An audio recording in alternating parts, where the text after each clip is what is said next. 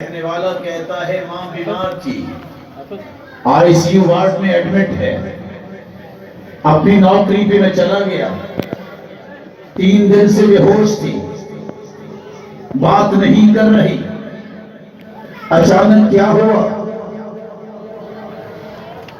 جب یہ جا رہا تھا ڈاکٹرز نے کال کروائی کہ آ جاؤ، کچھ پتہ نہیں آگے کیا ہونے والا ہے۔ آفس کو لاک کرتا ہے، گاڑی میں بیٹھنے لگتا ہے، ایک ٹوٹی ٹانگ والی بلی کو دیکھتا ہے جب میاؤں کر رہی ہے، رک گیا، بقالے پہ جاتا ہے، دودھ لیتا ہے، پاس بیٹھ کے بلی کو پلا دیتا ہے، گاڑی پہ بیٹھتا ہے، جب ہاسپٹل پہنچتا ہے اس مقررہ کمرے میں ماں کو نہیں دیکھتا، پریشان ہو گیا، رجوع کرتا ہے، ریسپشنسٹ سے پوچھتا ہے میری ماں کہاں چلی گئی؟ کہا دوسرے کمرے میں منتقل کر دی گئی ہے۔ کہا وہ کیوں؟ سوچائی لگتا ہے کہ اللہ کے پاس چلی گئی۔ جب دوسرے کمرے میں جا کے دیکھا تو وہ ماں جو 3 دن سے بے ہوش تھی وہ مسکرا رہی ہے۔ کہا بیٹا آ گئے؟ کہا میری ماں کیا ہوا؟ یہ تجھے کیسے اللہ نے اسے اتنی جلدی دی؟ کہا بیٹا بس آنکھیں تو بند تھی، بس خواب آئی ہے، ایک ٹوٹی ٹانگ والی بلی دعا کر رہی ہے، آنکھ کھلی ہے تو مجھے صحت اللہ نے عطا کر دی۔ اپنی بیماریوں کا علاج سب کے سے کیا کرو۔ آج بھی حجاز میں میری آنکھوں نے دیکھا ہے، وہاں اگر کوئی انسیڈنٹ ہو جائے ڈاکٹر کے پاس جاتے تو ضرور ہے، لیکن بعد میں جاتے ہیں، پہلے صدقہ کرتے ہیں، پہلے صدقہ کرتے ہیں۔ امام حاکم مستدرک حاکم لکھنے والے بیمار ہوئے، 1 مہینہ بیمار رہے، علاج کروایا، طبیبوں کے پاس گئے، آرام نہیں آیا، فوراً کہتے ہیں انا للہ و انا الیہ راجعون، میں تو بھول ہی گیا، یہ تو اللہ کے رسول کا فرمان ہے، دعوت مرضاکم بالصدقہ، صدقہ کرنے سے بیماریاں جاتی ہیں۔ فوراً ایک شخص کو بلایا، کہا فلاں جگہ جا کے نلکا لگاؤ کہ وہاں لوگوں کو پانی پینے کا بندوبست کرواؤ۔ 1 مہینہ دوائیاں کھانے سے جو ٹھیک نہیں ہوا، کہا یہ حدیثیں تو میں اپنے ہاتھوں سے لکھتا رہا، ادھر جا کے پانی کا بندوبست کروایا، جو ہی پانی جاری ہوا امام حاکم کو اللہ نے مکمل صحت و عافیت سے نواز دیا۔ ریاض کا ایک آدمی کہتا ہے میری ماں کے کڈنی کا مسئلہ اتنا بڑھ گیا کہ اب میرے سامنے تو دن بھی تاریخ ہو گئے، کیا کروں گا؟ اگر ماں دنیا سے چلی گئی، ڈاکٹرز نے کہا ٹرانسپلانٹ ہو سکتا ہے، لیکن شرط یہ ہے کہ آپ کسی سے یہ گردہ خرید لیں۔ بات کی ایک ایسی عورت سے، غریب گھرانہ تھا، بچی کو تیار کیا، اس کو گھر لے آئے، 35,000 درہم دیں گے۔ ماں رات کو تہجد کے وقت دیکھتی ہے اس بچی کو کہ صبح اس نے دینا ہے اور مجھے مل جائے گا۔ جب دیکھا کہ وہ دعائیں کر رہی ہے، ترس آ گیا، یہ بھی تو انسان ہے، یہ بھی تو غربت کی وجہ سے ایسا کر رہی ہے۔ اس سے برداشت نہیں ہوا، بیٹے کو بلایا، کہا اس کو گاڑی پہ بٹھاؤ۔ بیٹی سے پوچھا وجہ کیا ہے؟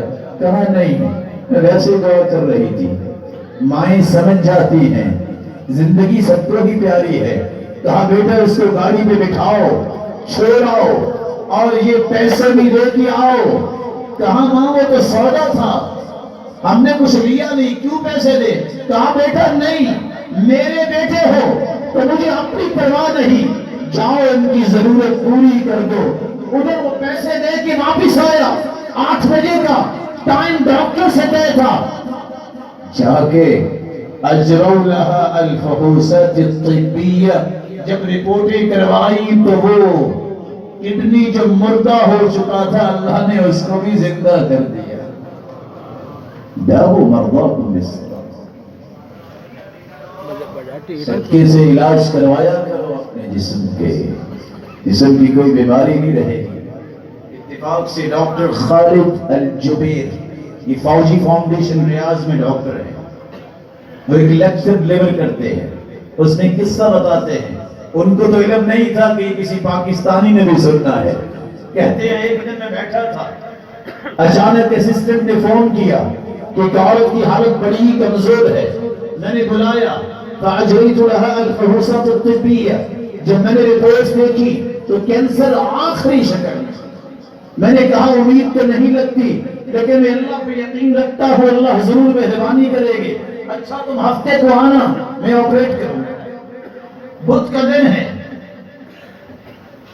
باپ نے جب سنا کہ ڈاکٹر کہہ رہا ہے کہ یہ آخری سٹیج ہے، بیٹی کو بھی یہ بات پتہ چلی، وہی پاکستانی ہے اور وہ پاکستانی فیملی۔ بیٹی کہتی ہے ابا جان یہاں بھی مرنا ہی ہے نا، زندگی کی میں نے ایک تمنا پوری کر دے، مجھے بیت اللہ لے جائے۔ بیٹھے بیت اللہ پہنچے، کہا یہاں ہی رہنا ہے۔ 7 دن طواف کیا، روزانہ سے صدقہ کیا اور زمزم کا پانی پیا، واپس آئی۔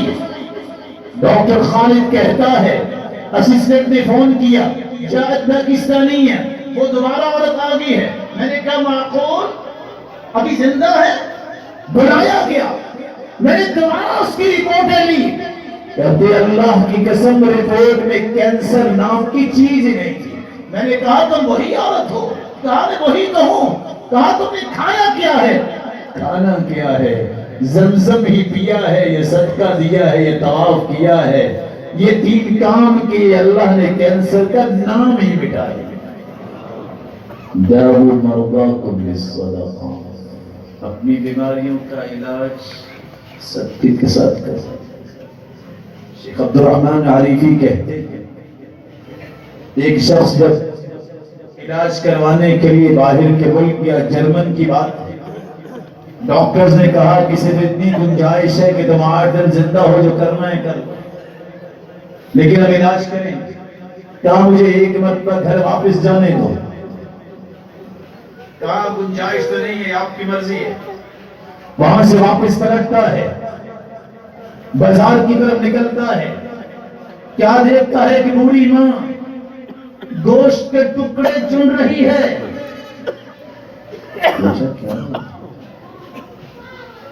وہ اپنی زبان میں کہتی ہے بیٹا سال کے بعد ہی میں اپنی اولاد کو گوشت کھلاتی ہوں، آج سال گزر گیا ہے، دوبارہ موقع نہیں آیا۔ جلدی سے قصاب کی طرف متوجہ ہوتا ہے، جہاں اس عورت کو دیکھتا ہے، کہتا ہے اس کو جتنا گوشت ہے دے دو، پیمنٹ میں کروں گا۔ کہا یہ 1 پاؤ ہی باقی ہے۔ کہا یہ تو دو، اور جب بھی یہ تمہیں نظر آئے اس کو گوشت دے دیا کرنا، ادائیگی میں کیا کروں گا۔ گھر گیا، بچوں کو ملا، 8 دن کے اندر واپس پہنچا۔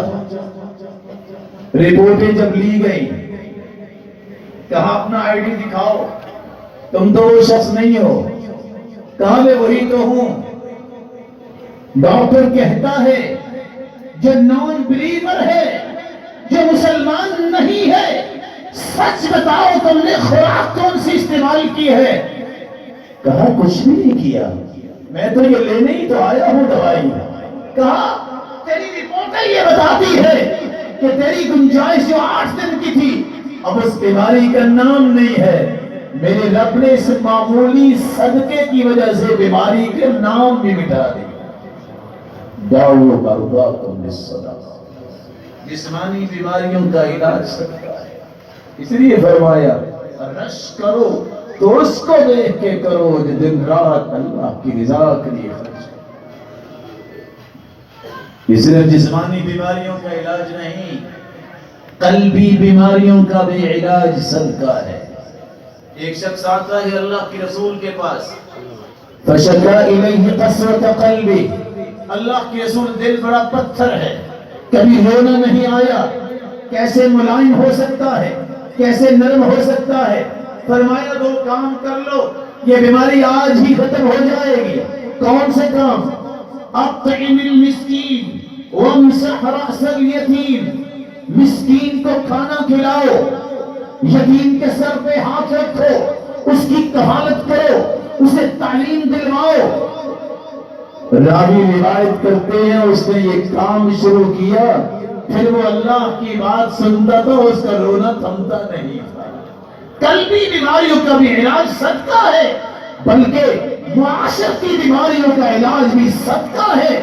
ایک شخص کہتا ہے آج میں صدقہ کروں گا، فخرج بصدقتی، صدقہ لے کے نکلتا ہے، رات کی تاریکی تھی، چور کے ہاتھ میں صدقہ کر کے واپس آ جاتا ہے، لوگ سب اٹھ کے باتیں کرتے ہیں، تصدق علی سارق، دیکھو رات کوئی آیا تو چور کو صدقہ دے کے چلا گیا ہے۔ یہ کہتے اللہ تو جس کو دلا دے، میرا تو مقصد تیری رضا تھی، آج پھر میں صدقہ کروں گا۔ دوسرے دن پھر نکلا، فخرج بصدقتی فوضعها في يد زانیہ، ایک زانیہ عورت تھی، اس کو دے کے صدقہ واپس آ گیا، اندھیرا تھا، لوگوں نے صبح پھر باتیں کی، کہتے تصدق علی زانیہ، دیکھو وہ بدکار ہے اور اس کو صدقہ دے کے چلا گیا۔ کہتے اللہ آج میں پھر صدقہ، فخرج بصدقتی، صدقہ لے کے پھر نکلتا ہے، فوضعها في يد غنی، کوئی غنی آدمی چہل پہل کے لیے نکلا ہوگا، اس کو صدقہ دے کے واپس آ گیا۔